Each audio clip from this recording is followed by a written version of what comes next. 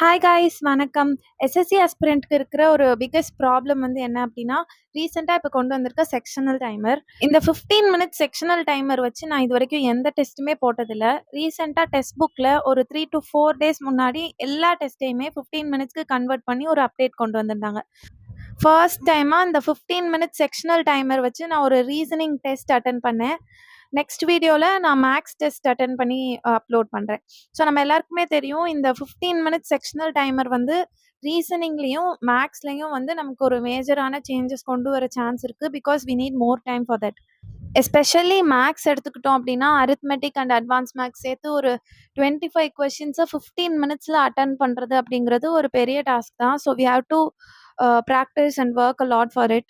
And இன்னைக்கு நான் வந்து அட்டெண்ட் பண்ண ரீசனிங் டெஸ்ட்ல வந்து டைம் எனக்கு ஒரு பெரிய பேரியரா இல்ல. பிகாஸ் கொஸ்டின் ஓரளவுக்கு ஈஸி டூ மாடரேட்டா இருந்தது. அண்ட் 1 மினிட்க்கு முன்னாடியே வந்து நான் டெஸ்ட் கம்ப்ளீட் பண்ணிட்டேன். நீங்க ஒரு எஸ்எஸ்சி ஆஸ்பிரண்டா இருக்கீங்க அப்படின்னா, என்னோட சேனல சப்ஸ்கிரைப் பண்ணிக்கோங்க. எஸ்எஸ்சி ரிலேட்டடான டவுட்ஸ கமெண்ட் செக்ஷன்ல சொல்லுங்க. நன்றி.